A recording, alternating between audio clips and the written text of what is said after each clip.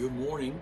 I'm out here, not going to be very long because it's cold. You that are in other parts of the country don't know it gets freezing in California. See my breath, and a little frost on the ground, not very cold compared to what most of you live with. But just wanted to take a moment this morning in our morning moments, and this is a morning moment special edition because of all the craziness going on. And preface it all, I'm no doctor, I don't give medical advice. I just would like people to think. I've got one of my t-shirts here, and I just want to advertise for people who need to relax and don't live this life in fear. You're a child of God. Now, I don't think you need to drive 200 miles an hour down the streets of Southern California. That's good sense. And so I'm for thinking and having good sense. But I just want to make a couple of comments as we're in this. Our neighbors just started having their lawnmowers going. I'm assuming you can hear that.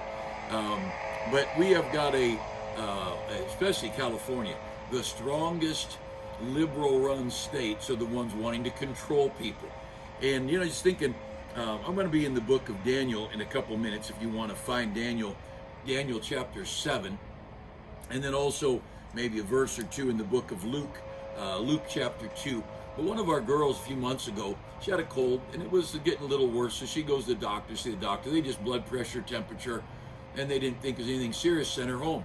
2 or 3 days later, she gets a call from the doctor, you tested positive for COVID. They didn't test her for COVID.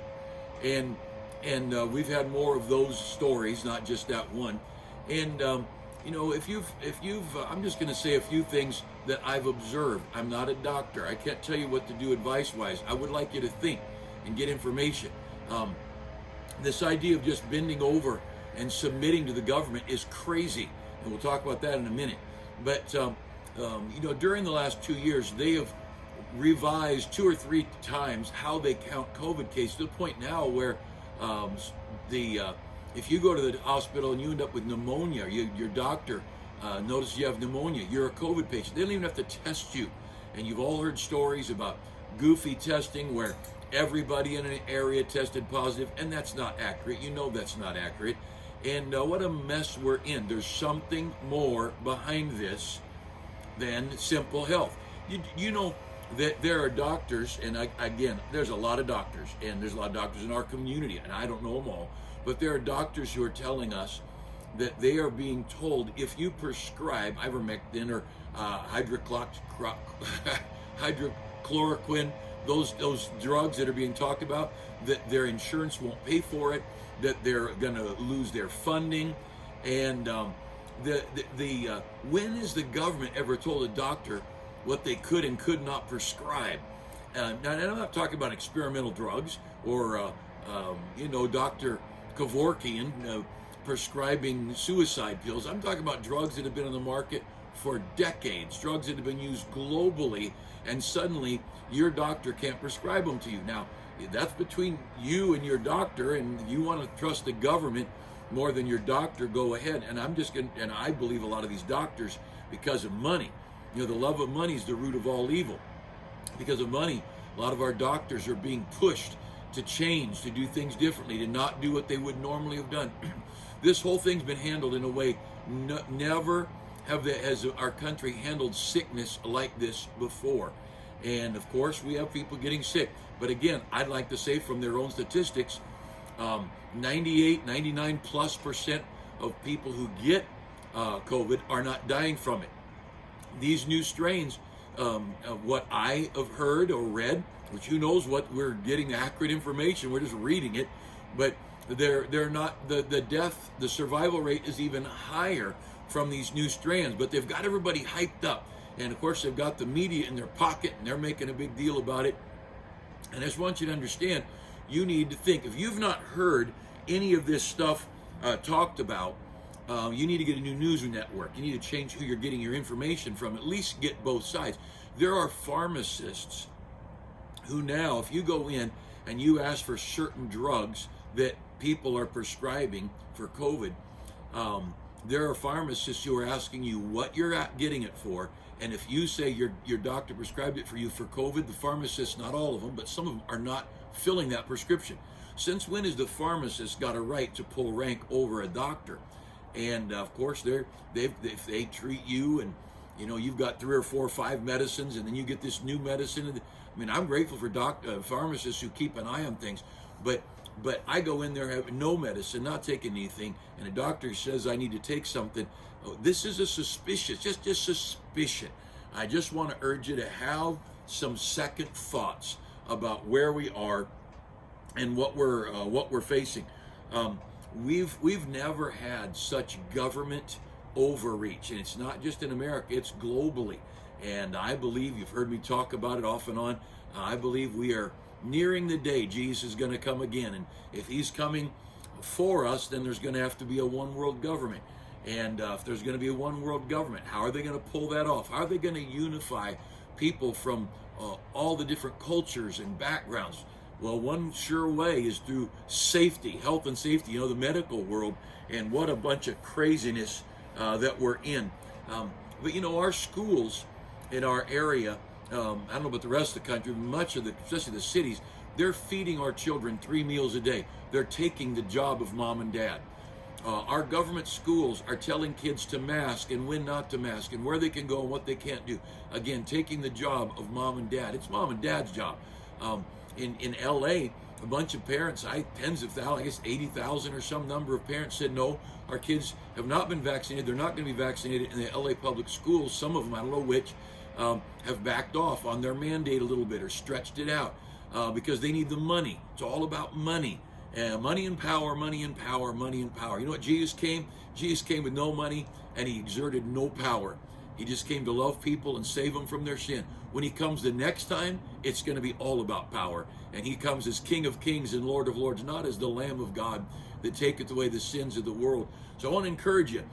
You keep your faith and keep your trust. I'm wearing, like it's cold out here. This is one of our camp t-shirts from last year, Resolve. Daniel purposed in his heart.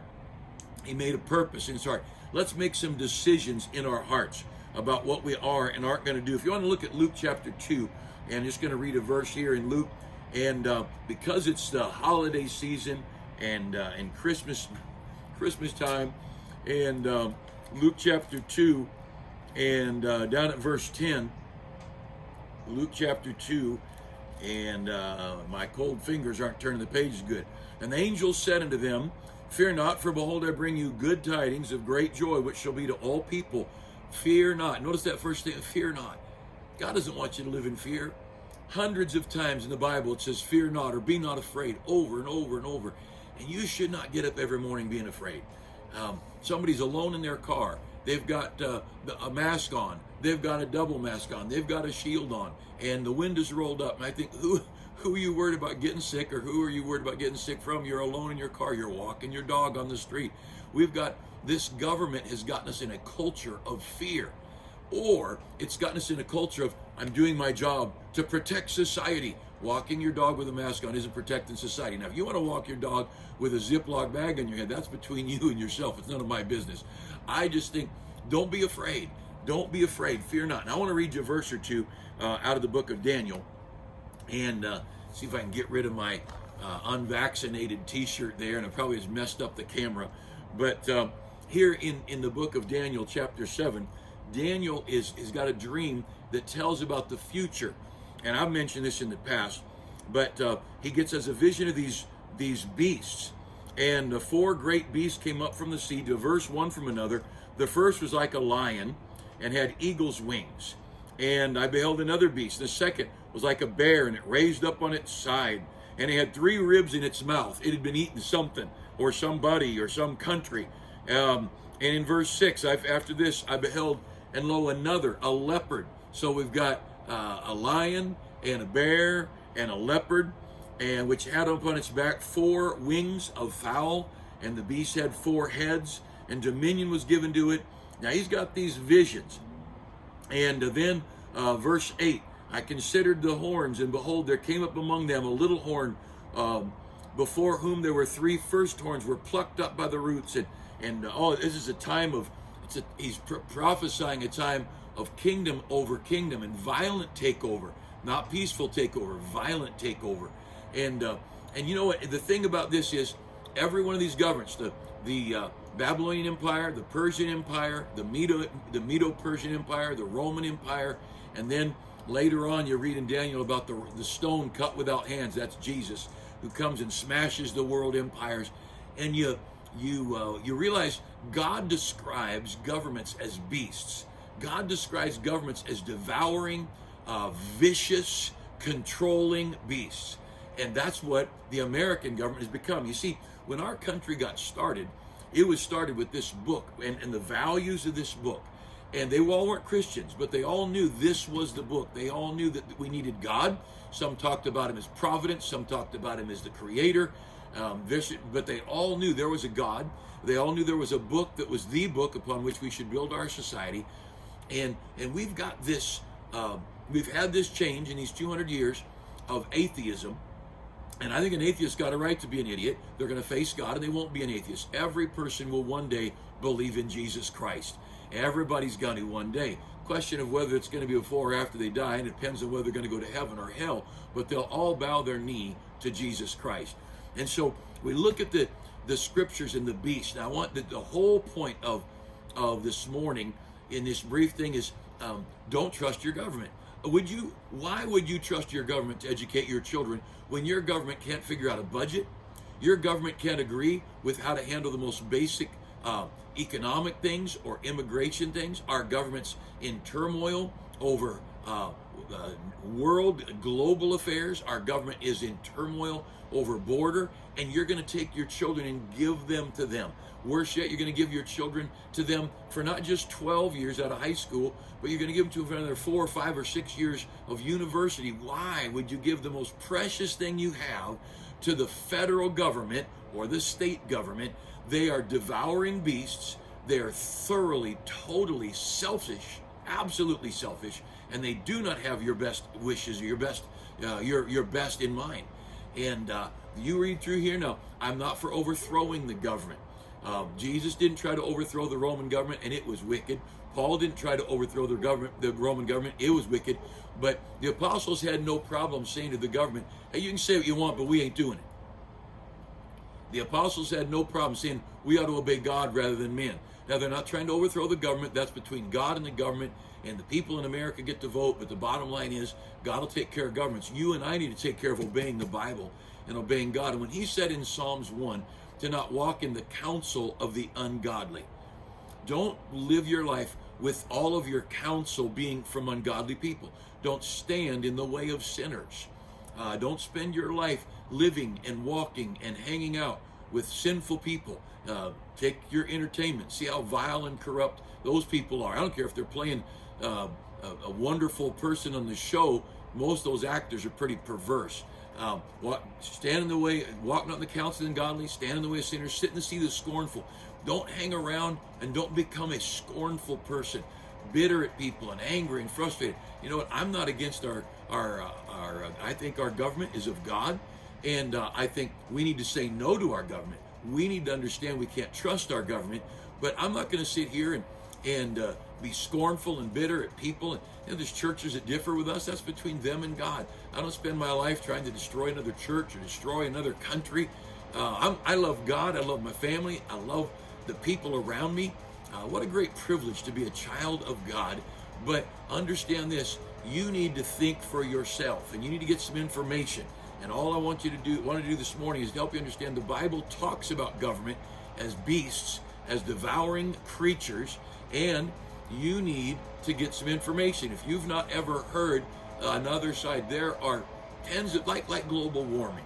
There are doctors all over, scientists all over who would mock global warming, but they'll lose their endowments, they'll lose their jobs at universities, and so some lose their jobs and some are afraid to say anything.